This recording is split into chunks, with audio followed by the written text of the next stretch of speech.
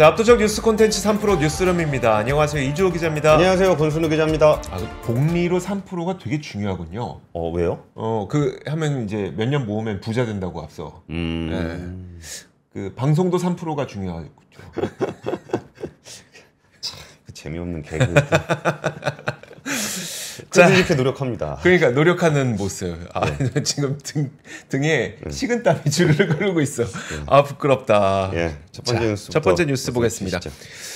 내년 예산안이 나왔습니다. 이 정부 예산의 총지출 규모가 677조 원으로 책정이 됐는데 이게 굉장히 초고강도 긴축 예산으로 좀 평가가 되고 있어요. 그 이유는 뭐냐면 이게 올해 예산보다 3.2% 늘어난 수준이긴 한데 내년적 경제 성장률 4.5%에 못 미치는 거기 때문에 성장하는 것보다 쓰는 걸 덜 쓴다라고 해서 굉장히 긴축적인 재정 예산안으로 얘기가 되고 있습니다.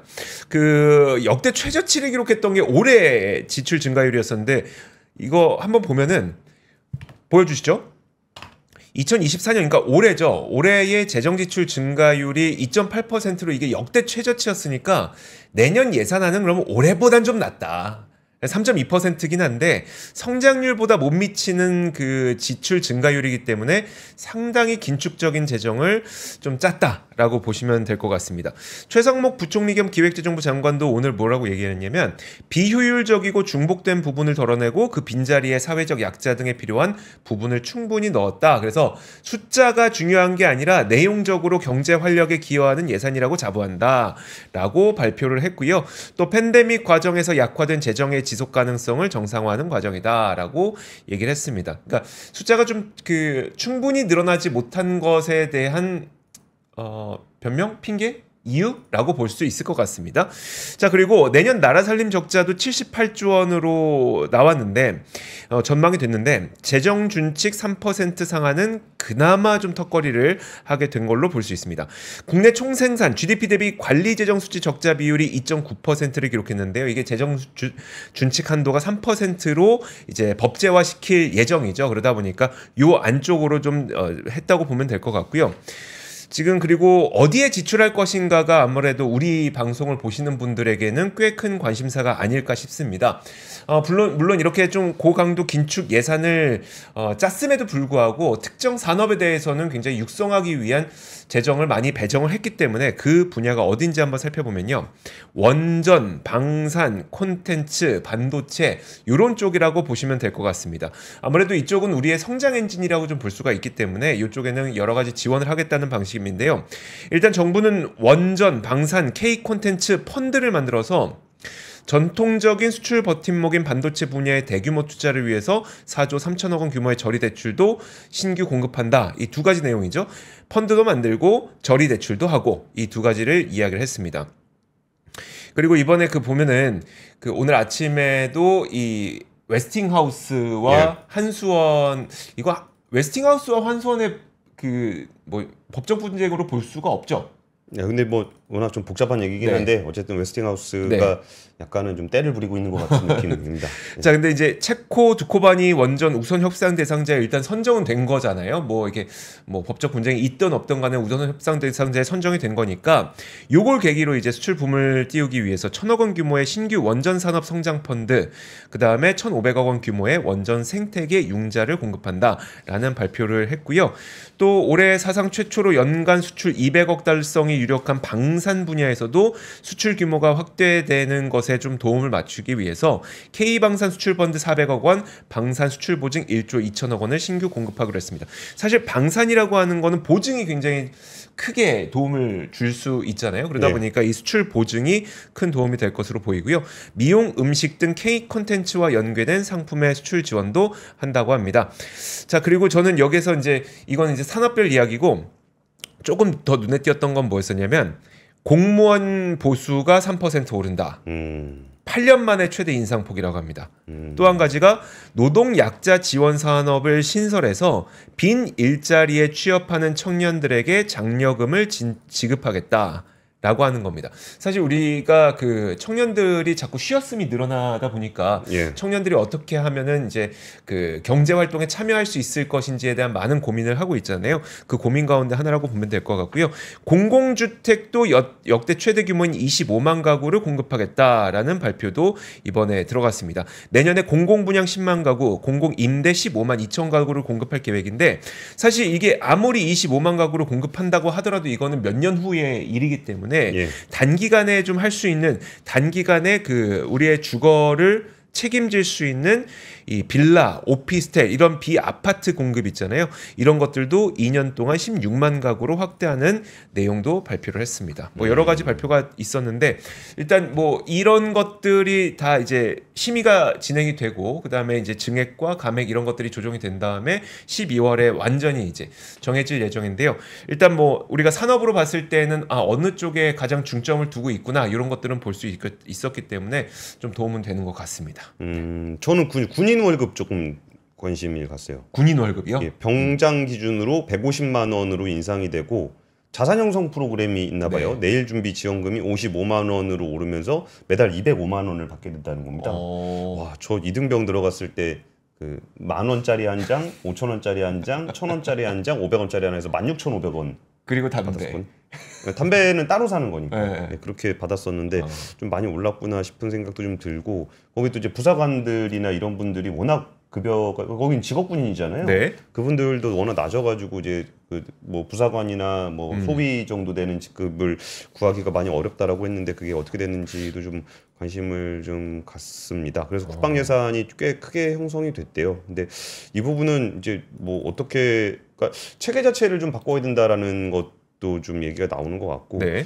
그리고 이번에 뭐 이런저런 얘기를 하긴 했는데 모르겠습니다. 이거는 재정은 정말 이렇게 세부적으로 보시는 분들이 좀 봐셔야 그쵸, 될 건데 이게 재량 지출 여력이 거의 없을 거예요. 그러니까 이제 해야 그쵸. 되는 거 그냥 하다 보면은 네.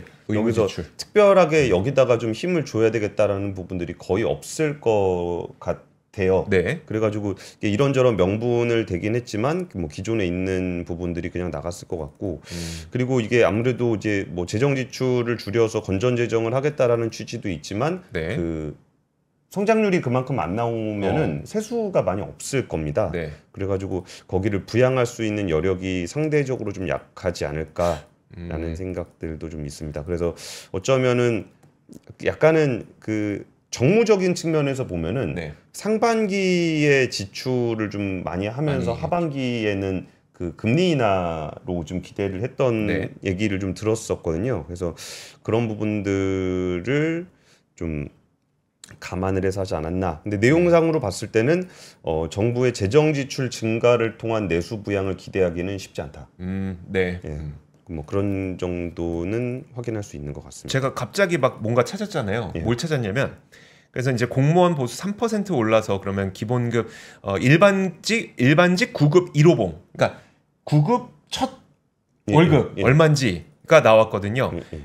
이게 기본급으로 193만 3천 원. 193만 3천 원. 근데 아까 군인 월급 그 55만 원 합치면 예. 200 넘잖아요. 205만 원. 그러니까 이런 부분들이 좀 이렇게 네. 밸런스가 좀 안 맞는 측면이 있어요. 근데 이거는 사실 그 인구 구조의 문제라든지 뭐 이런 것까지 그런 군을 어떻게 우리가 그 장병 수주 그 총량을 얼마나 끌고 갈 것인가 이런 부분들이 좀 복합적으로 고민이 돼야 되는 부분이라 오늘 예산만 가지고 얘기하기는 조금 어렵긴 합니다만 근데 한때는 진짜 너도나도 공무원 시험 봤었잖아요. 맞아요. 네. 뭐 지역에서 또 뭐 대학교 도서관에 가 보면은 애들이 다 공무원 시험만 본다. 네. 근데 요즘에는 공무원 시험이 인기가 별로 없더라고요. 그렇죠. 그래서 그런 부분들도 좀 이런 변화에 맞춰서 정부의 예산도 좀 잡히지 않아야 되겠다 네. 싶습니다. 오늘 SK이노베이션하고 SKENS 합병 주주총회가 있었습니다. 그 참석 주주의 85.75%의 찬성률로 통과가 됐다고 합니다.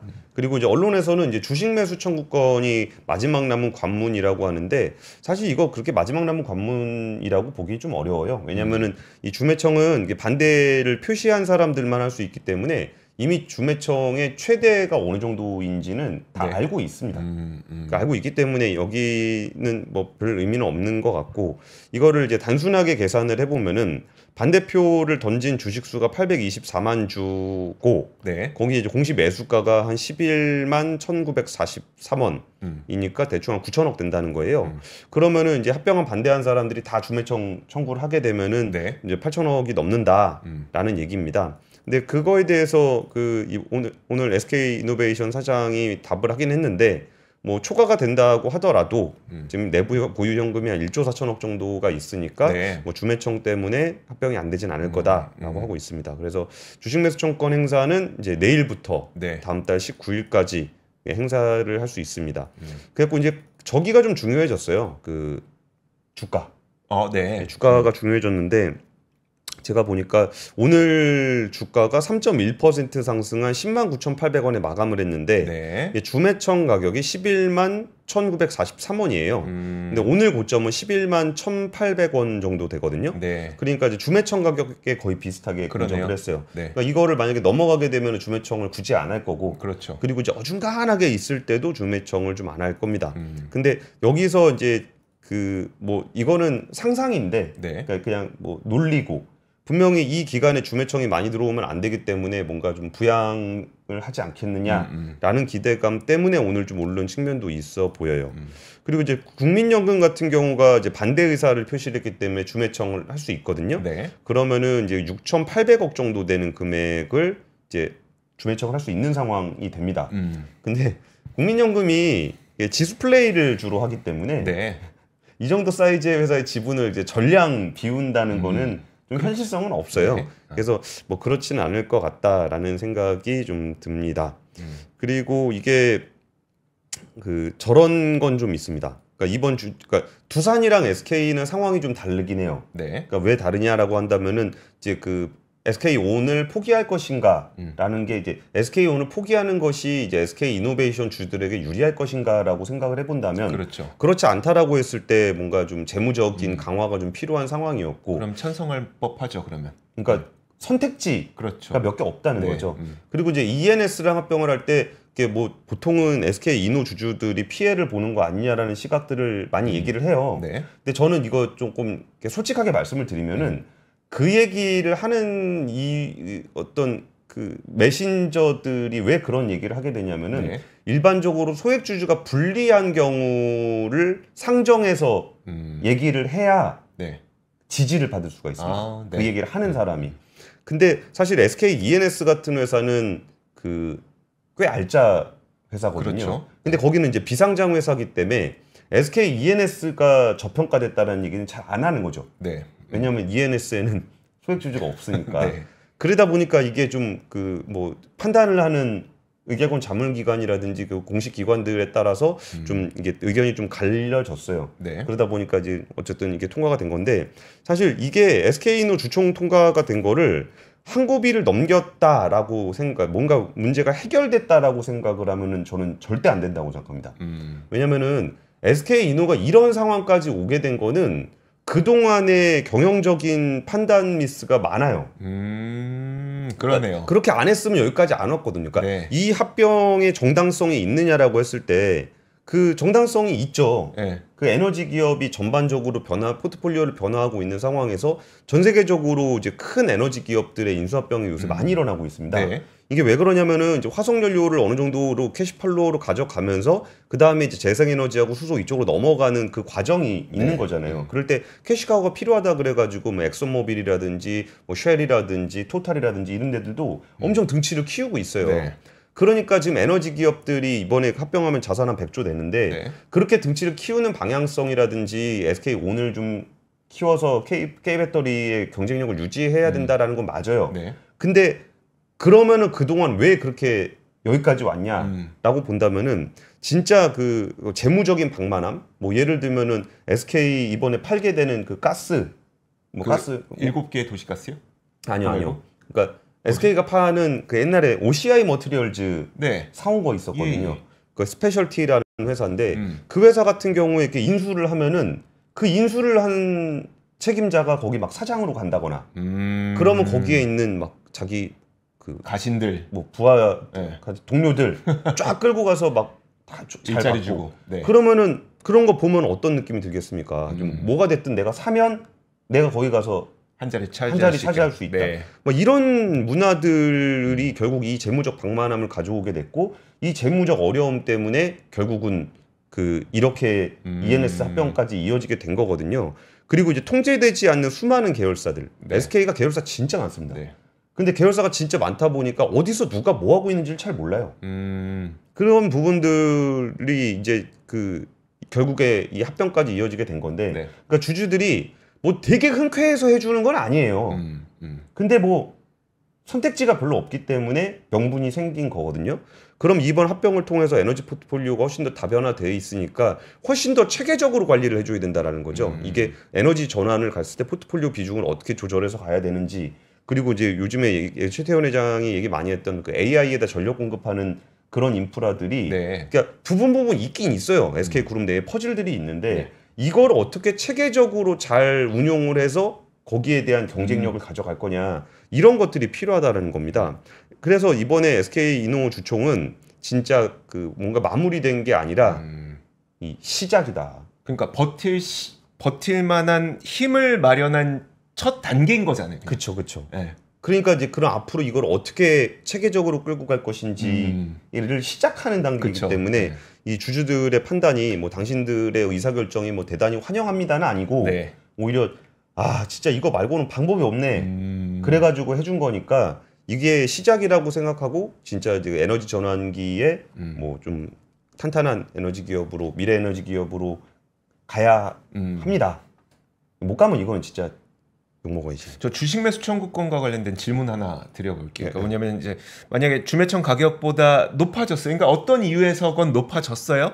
그러면 이제 그 사실 주식 매수 청구권을 행사하려고 했던 소액 투자자들이 굳이 그걸 청구 안 하고 그냥 시장에서 팔면 되잖아요.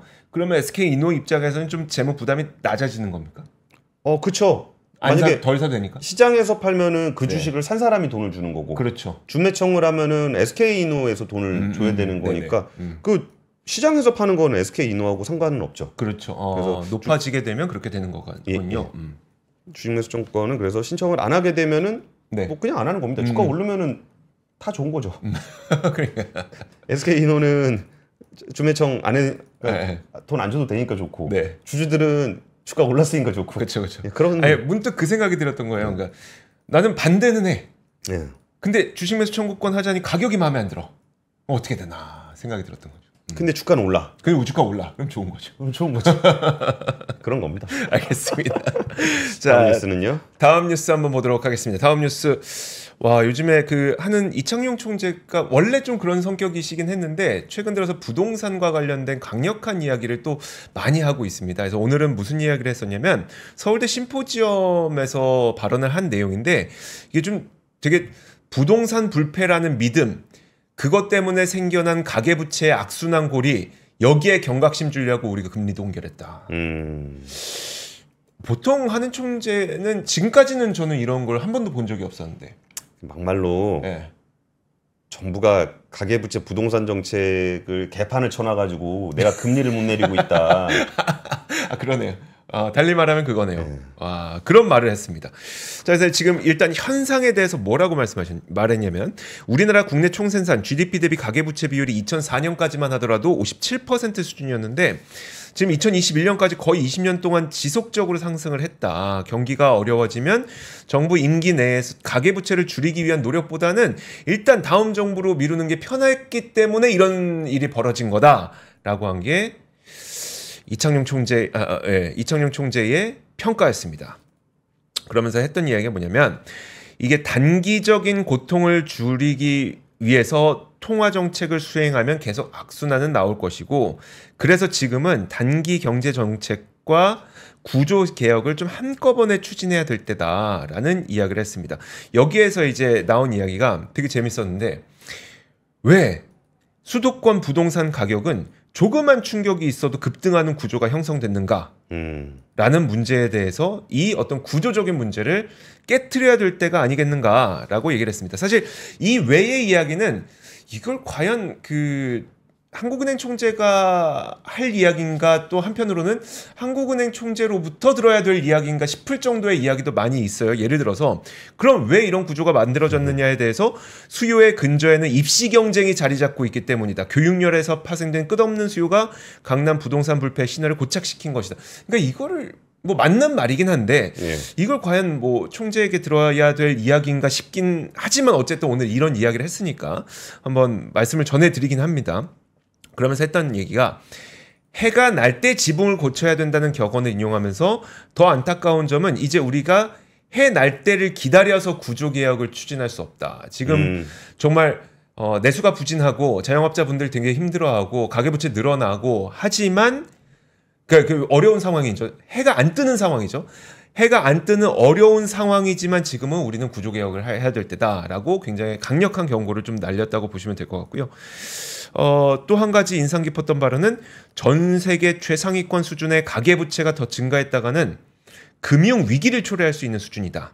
그래서 이게 나아가서는 결국 이 그 사회적 갈등을 초래하는 일이 벌어질 수 있기 때문에 빨리 구조 개혁을 추진하자라는 이야기를 했습니다.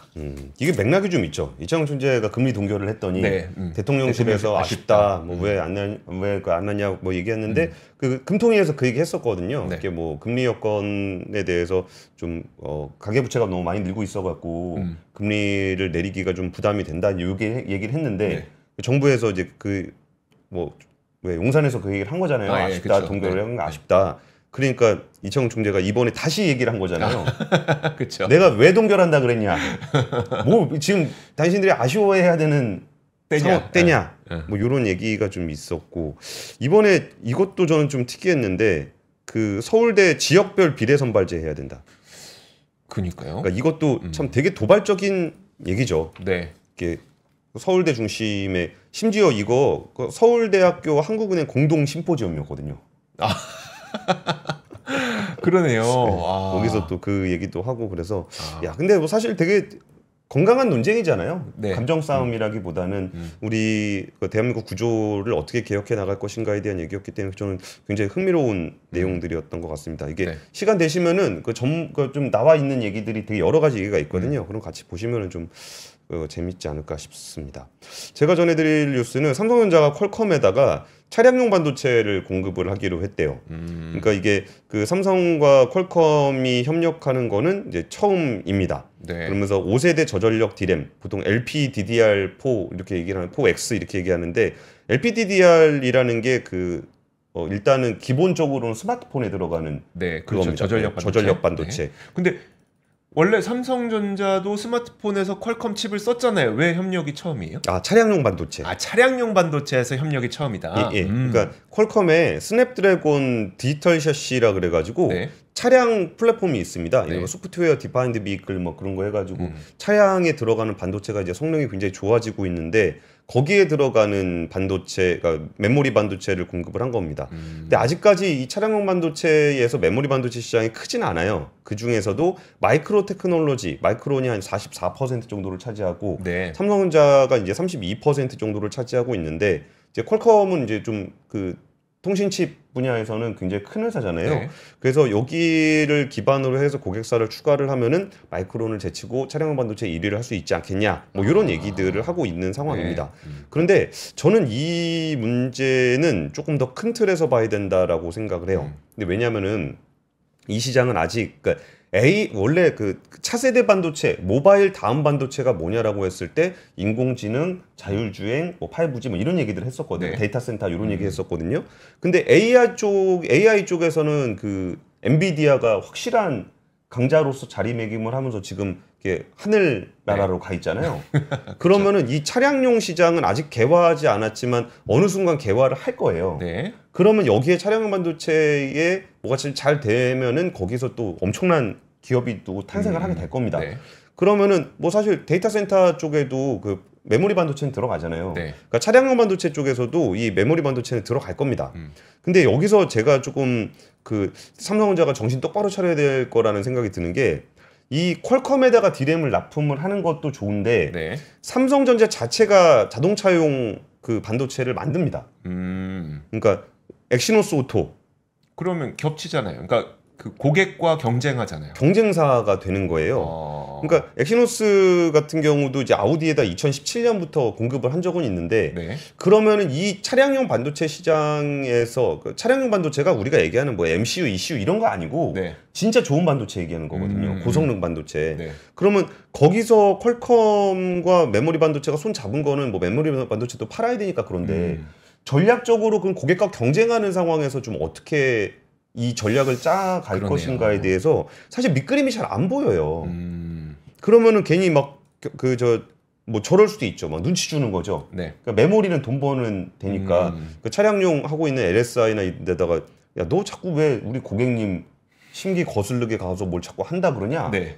뭐 이런 부분들이 굉장히 전략적으로 판단하기가 어렵습니다. 그래서 이번에 그 퀄컴에다가 납품을 하게 됐다라는 것. 근데 또 막상 퀄컴이 차량용 반도체 메모리를 받는데 네. 삼성이 떨어졌어. 네. 그것도 싫잖아요. 그렇죠. 그래가지고 그 부분들을 좀 잘 체계적으로 전략적으로 들어가야 된다. 아니 그렇다고 이제 퀄컴과 우리가 협력하기로 했기 때문에 우리가 기존에 있었던 차량용 반도체를 안 하겠습니다.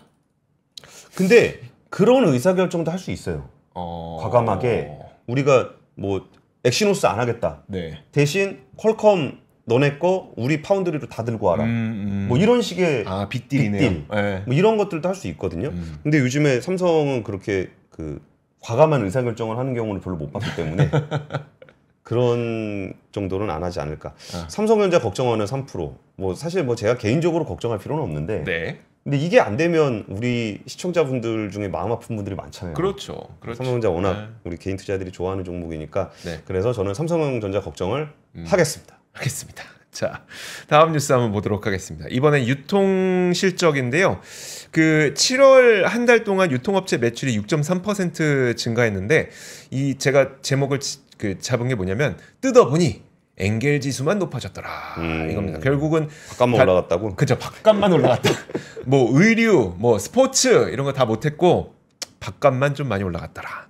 자, 한번 보도록 하죠. 일단 유통업체 매출이 지난 7월에 오프라인 3% 감소, 온라인 16% 증가 뭐 이런데 이거는 그렇게 큰 의미는 없다고 보셔도 될 것 같습니다. 왜냐하면 휴일 수가 좀 감소했고 비 온 날이 많아서 오프라인 못 갔다. 이건 그렇게 큰 의미 없다. 그래서 이게 중요한 건 아닌데 첫 번째 요거 한번 보여드리고 싶었는데요.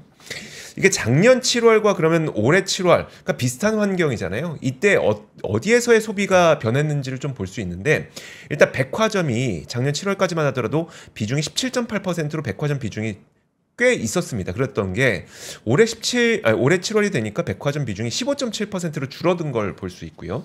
나머지 는 곳이 어딘지 보니까 뭐 대형마트 줄었죠. 그리고 뭐 편의점 비슷한데 거의 그러니까 온라인으로 옮겨갔다고 볼 수 있는데 사실 이게 편한 것도 있겠지만 온라인이 우리가 가격 비교를 하기 편해서 사실 백화점에 있는 소비가 좀 줄어들고 온라인에 있는 소비가 좀 늘었다고 하면은 아무래도 조금은 또 저렴한 제품을 샀다고 보는 게 맞을 것 같습니다. 그래서 이 부분에서도 약간 좀 소비가 팍팍함을 느낄 수가 있었던 거고요. 다음으로 제가 표를 여러 개를 보여드릴 건데 이거 좀 잘 안 보이네요. 이거 좀 편집이 잘못됐구나. 자, 이걸 한번 보시죠. 대형마트에서 지금 뭐 스포츠, 가정 이런 거 다 20% 막 두 자릿수 감소하죠. 예. 우리가 그냥 이렇게 사는 거. 예. 식품은 5% 감소로 그칩니다. 대형마트에서. 그리고 백화점도 지금 보면은 남성 의류, 뭐 해외 유명 브랜드, 요거는 그거 있잖아요. 명품 중에 원가 8만 원이었다.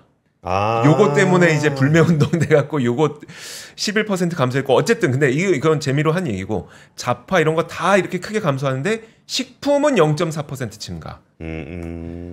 SSM도 보시죠. SSM도 비식품은 감소하는데 식품은 늘었습니다. 온라인도 보시면 온라인은 뭐 더 전체적으로 좀 는 것들이 꽤 많긴 한데 패션 9% 감소했죠. 스포츠 7% 감소했죠. 식품 21% 증가했죠. 근데 요걸로 눈 잘 안 보여서 제가 뭘 보여드릴 거냐면 품목별 비중을 보여드릴 건데 이게 같은 표의 품목별 비중을 보여드리는 겁니다. 식품의 비중이 우리가 전체 온라인에서 소비하는 비중 가운데 30%를 차지했다는 거거든요. 근데 작년 7월부터 지금까지 보세요. 30.5%가 없었습니다. 그러네요. 엔겔 지수만 엄청나게 높아진 거를 너무나도 뚜렷하게 보여주는 그런 지표가 아니었나라는 생각이 좀 듭니다. 그리고 제가 여기서 안 보여드린 게 뭐가 있었냐면 구매 건수와 구매 단가 있잖아요. 이게 보니까 구매 건수랑 구매 단가 둘 다 하락했는데 구매 건수는 우리 앞서 말씀드렸던 것처럼 휴일도 있었고 비 온 날도 있었다고 하니까 건수는 좀 줄었다 쳐요. 근데 단가도 줄었습니다. 씀씀이도 좀 줄어들었다.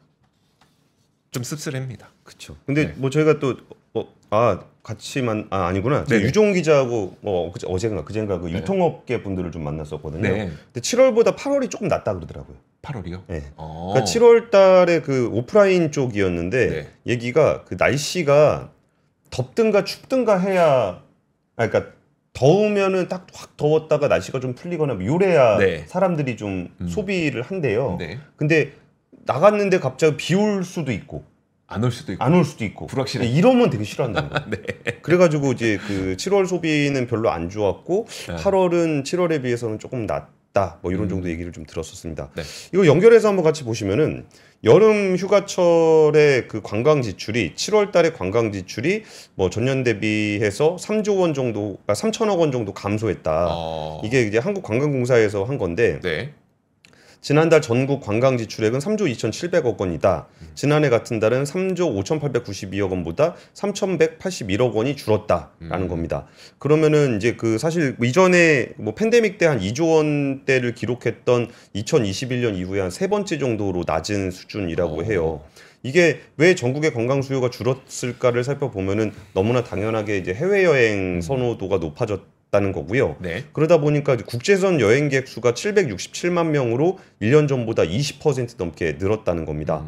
그리고 이게 고물가가 좀 이어지면서 그 전국의 여행객들이 전국의 17개 시도 중에 지난해 7월과 비교해서 관광 소비가 늘어난 곳이 한 곳도 없었다. 그러니까 이게 물가가 올랐으니까 똑같이 소비를 하더라도 이제 관광 소비가 늘었어야 하거든요. 근데 그렇게 관광 소비가 늘어난 곳이 한 곳도 없었다라는 겁니다. 안 갔다는 얘기네요. 거기를 안 간 거죠. 피한 거죠. 그곳을 피한 거죠. 바가지 씌우는 곳을 피한 거죠. 그렇죠. 두 가지 흐름이 나타난 건데 하나는 일단 해외로 보통 갔고 그리고 그 아니면은 휴가를 포기한 거죠. 이게 뭐 너무 더우니까 너무 덥고 날씨도 이상하고 막 그래가지고 아니면 이제 내수가 좀 안 되니까 돈도 없고 그래서 아예 휴가를 안 간 분들도 꽤 많았다라는 겁니다. 근데 이게 제가 조금 우려스러운 부분들은 뭐가 있냐면은 이 구조가 구조적 변화일 수도 있을 거라는 생각이 자꾸 드는 거예요. 그래요? 그러니까 정말 우리나라의 기후가 지금보다 더 좋아질 수 있을까라는 게 하나 있고 그리고 이제 우리나라의 전반적인 인건비라든지 물가가 많이 올라와 있는 상황에서 우리가 동남아라든지 이런 데에 비해서 가격 대비 더 좋은 관광 서비스를 제공할 수 있을까라고 본다면은 사실 관광업이라는 게 이제 그 그러니까 지역 사회에서는 꽤 중요한 경제 수단이잖아요. 그랬을 때 이게 구조적으로 우리가 국내 여행을 좀 덜 가게 되는 거라 그러면은 이거를 개선할 수 있는 방안이 과연 있을 것인가 라는 측면에서 좀 꽤 심각하게 고민을 해봐야 되는 게 아닐까. 이게 단순히 뭐 날씨가 조금 안 좋고 뭐 이런 정도가 아니라 아예 기후 자체가 변해서 굳이 우리나라에 여행을 갈 필요가 없는 것과 서비스 물가가 올라간 측면이 구조적으로 경쟁력을 잃어버리게 된 거라고 할 때 우리는 그럼 그 국내 관광 서비스업을 어떻게 생존시킬 것인가 라는 부분에 대해서 좀 심각하게 고민을 해봐야 되지 않을까 싶습니다. 알겠습니다. 자 그리고 하시죠. 다음 좀 단신으로 간략하게만 전해드리도록 하겠습니다. Z세대는 달라. 자, 국내 그 Z세대 직장인들 가운데 80%가 일하다가 막히면 저는 인공지능부터 찾습니다. 라고는 어떻습니까, 권 팀장님은? 인공지능을 좀 찾습니까? 아니면 저는 일단 검색해보고서 검색해보고 안 나오면 한번 해봅니다. 아 그래요? 하이퍼크로바나 그 바드나 이런 거 쓰고 있어요. 와 근데 그 한국의 Z세대 직장인 10명 가운데 8명은 일이 막히면 맨 먼저 인공지능의 도움을 찾는다는 그런 분석이 나왔습니다. 그래서 지금 보면은 삼성전자가 한국, 미국, 영국, 프랑스, 독일 이렇게 5개 국가의 Z세대 직장인들을 대상으로 이런 조사를 한번 해본 거예요. 그래서 5,000명 넘는 사람이 참여를 했고 그중에 한국 사람이 1,000명 정도가 됐었는데 이게 다른 국가보다도 우리나라가 좀 많습니다. 한국이 아까 80%라고 그랬잖아요. 예. 미국은 56%, 영국 59%, 독일 61%, 프랑스 55%. 다른 나라보다 우리가 훨씬 빠릅니다. 젊은 분들이 역시 Z세대다. 아, 근데 진짜 이렇게 많이 쓰나? 많이 쓰나 봐요. 그러니까 그분들은 거의 뭐 10명 중 8명은 이렇게 쓴다고 하니까. 그리고 젊은 분들이 또 그렇다는 거고. 이 외에도 다른 조사들도 있긴 있는데 가장 중요한 거는 결국 이제 업무에서 인공지능을 활용하는 게 굉장히 중요하고 이제 효율성을 높이는 방식이긴 하잖아요. 하지만 이게 결국은 더블 체크를 하거나 어떤 뭐라고 할까요? 그러니까 우리가 사실이 아닌 것들이 할루시네이션이 나올 수가 있는 부분이 분명 존재하기 때문에 그런 부분에 대한 가이드라인 구축도 좀 필요하지 않을까라는 이야기까지 좀 나오고 있습니다. 근데 그게 AI 쪽 요새 좀 얘기를 들어보니까 네. 그러면 이게 진짜 AI를 그 진짜 전문가들은 어떻게 쓰고 있는지에 대해서도 좀 알아봤었거든요. 네. 근데 많이 물어봤었는데 그러니까 결과가 이제 할루시네이션 같은 게 많이 나오잖아요. 네. 그래가지고 B2C는 좀 오래 걸릴 거다. 그러니까 이거를 돈 받고 사람한테 돈 받고 뭘 팔기에는 그렇죠. 이 퀄리티가 너무 낮다는 거예요. 네. 그러니까 이거를 1차적으로 하나 생성해 내는 거는 괜찮은데 그걸 꼭 이제 사람 손을 거쳐 갖고 좀 더 다듬어야 네.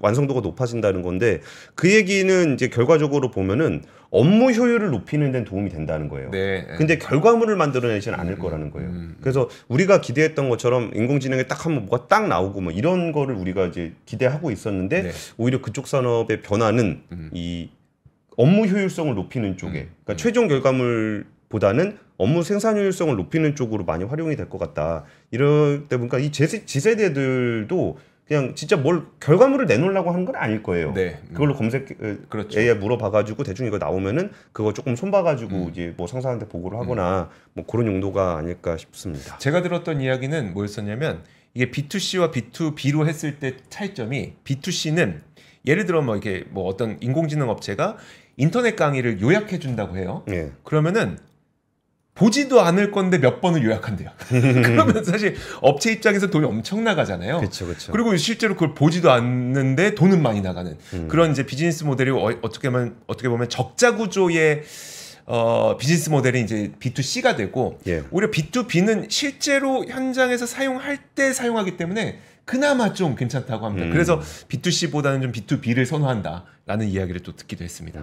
이것도 재밌더라고요. 그러니까 어쩌면 우리는 그 이제 눈에 보이게 AI 서비스를 사용하지 않을 수도 있어요. 네. 하지만 우리가 사용하는 그 서비스를 만드는 과정에는 꽤 많은 인공지능이 활용될 수도 있다. 네. 이런 정도가 요새 트렌드가 아닌가 싶습니다. 자, 그러면 마칠까요? 예. 자, 3프로 뉴스룸 여기까지 하도록 하겠습니다. 저희는 내일 오겠습니다. 고맙습니다. 감사합니다. 박근영, 이선영, 사경인, 염승환 투자 마스터들의 세심한 케어로 건강한 투자 습관을 만드세요. 3프로 멤버십 3프로 앱에서 확인하세요.